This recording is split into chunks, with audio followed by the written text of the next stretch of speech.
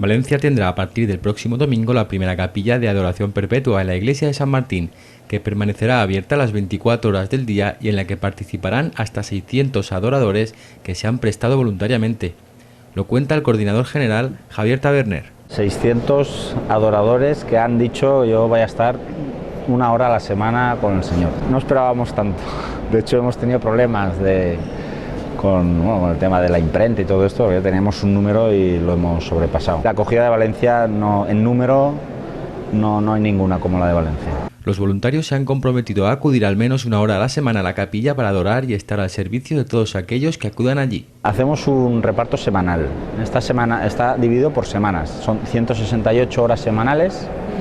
Cada adorador se compromete a estar a 1 hora fija siempre. Los motivos que han movido a los voluntarios a participar en la adoración perpetua son variados, aunque todos coinciden en que han sentido la llamada. Porque me parece es como las actividades de adoración es valioso. Fue como una llamada muy fuerte, ¿no? De poder adorar al Señor sin tiempo, o sea, sin límites. Estar en oración con el Señor es algo que últimamente he descubierto que me ayuda mucho. Yo creo que Jesús no puede quedar solo.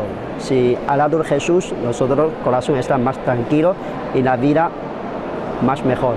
El estar, por ejemplo, 1 hora a la semana no es nada en comparación con todo el otro tiempo que dedico pues, a hacer otras cosas. Porque no todos tenemos un horario que se pueda adaptar a nuestras necesidades, de decir, bueno, salgo del trabajo, pero ya se ha terminado la adoración pues, en cualquier otro convento, cualquier otro sitio, ¿no?